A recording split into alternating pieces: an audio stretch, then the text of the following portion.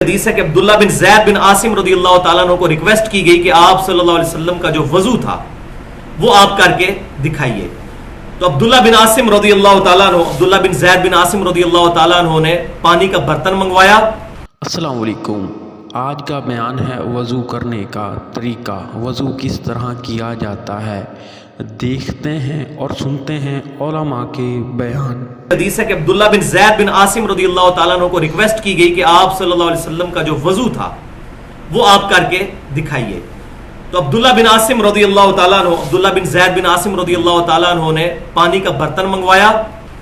اس کو انڈیلا اپنے ہاتھوں پر 3 دفعہ اور 3 دفعہ اپنے ہاتھوں کو دھویا. پہلے انڈیلا, اس کے بعد اس برتن میں ہاتھ ڈالے, پھر 3 دفعہ ایک ہی چلو سے کلی اور ناک میں پانی ڈالا. یعنی وہی چلو, منہ میں بھی پانی اور ساتھ ہی ناک میں. علیحدہ علیحدہ سے بھی ثابت ہے, لیکن مضبوط روایتیں بخاری مسلم کی یہی کہتی ہیں کہ ایک ہی چلو لینا چاہیے کلی اور ناک کے لیے. یہ بھی ایک امپورٹنٹ مسئلہ ہے جو لوگوں کو نہیں پتا. تو 3 دفعہ انہوں نے ایسا کیا. پھر انہوں نے برتن میں 3 دفعہ ہاتھ ڈالا اور 3 دفعہ اپنے چہرے کو دھویا. پھر برتن میں 3 دفعہ ہاتھ ڈالا, اپنا دایاں بازو دھویا. پھر 3 دفعہ ہاتھ ڈالا اور بایاں بازو دھویا. پھر آپ رضی اللہ تعالیٰ عنہ نے پانی لے کر ہاتھ پر ڈال کر اپنے دونوں ہاتھوں سے پورے سر کو, یہ پیشانی سے لے کر پیچھے تک یوں لے کے گئے اور پھر آگے لے کر آئے. اس طریقے سے سر کا مسح کیا. اور اس کے بعد آپ رضی اللہ تعالیٰ عنہ نے فرمایا میں نے وہی وضو کیا ہے جو آپ صلی اللہ علیہ وسلم وضو فرمایا کرتے تھے.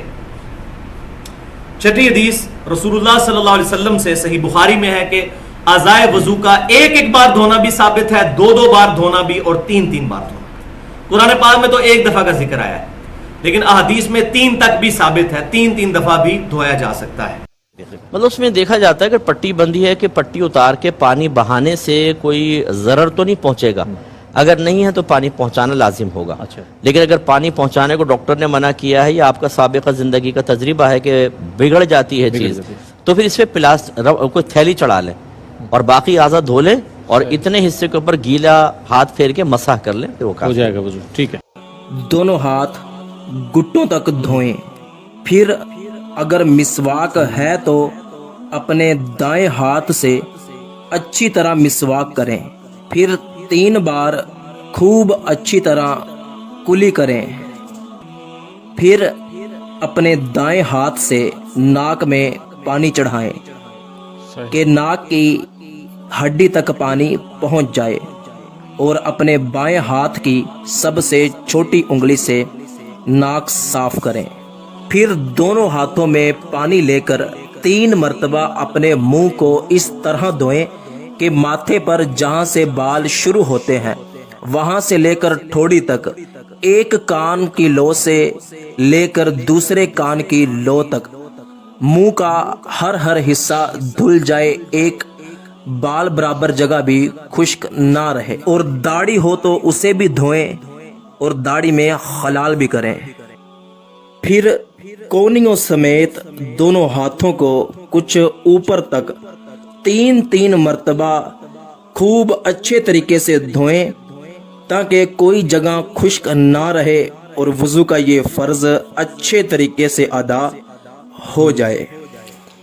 پھر ایک بار سر کا مسح اس طرح کریں کہ دونوں ہاتھ تر کر کے انگوٹھے اور کلمے کی انگلی چھوڑ کر دونوں ہاتھوں کی 3 انگلیوں کی نوک ایک دوسرے سے ملائیں اور ان 6 انگلیوں کے پیٹ کی جڑ ماتھے پر رکھ کر پیچھے کی طرف گدی تک لے جائے, اس طرح کے کلمے کی دونوں انگلیاں اور دونوں انگوٹھے اور دونوں ہتھیلیاں سر سے نہ لگنے پائیں. اب گدی سے ہاتھ واپس ماتھے کی طرف اس طرح لائیں کہ دونوں ہاتھوں کی ہتھیلیاں سر کے دائیں بائیں حصے پر ہوتی ہوئی ماتھے تک واپس آ جائیں. اب کلمے کی انگلی کے پیٹ سے کان کے اندر کے حصوں کا اور انگوٹھے کے پیٹ سے کان کے باہر کے حصوں کا مسح کریں اور انگلیوں کی پیٹھ سے گردن کا مسح کریں, لیکن ہاتھ گلے پر نہ جانے پائیں کیونکہ گلے کا مسح مکروہ ہے. پھر دائیں پاؤں کو انگلیوں کی طرف سے ٹخنے سمیت کچھ اوپر تک اچھے طریقے سے دھوئیں کہ کوئی جگہ خشک نہ رہ جائے، اور انگلیوں میں خلال بھی کریں، اور بائیں پاؤں کو بھی اسی طرح دھوئیں۔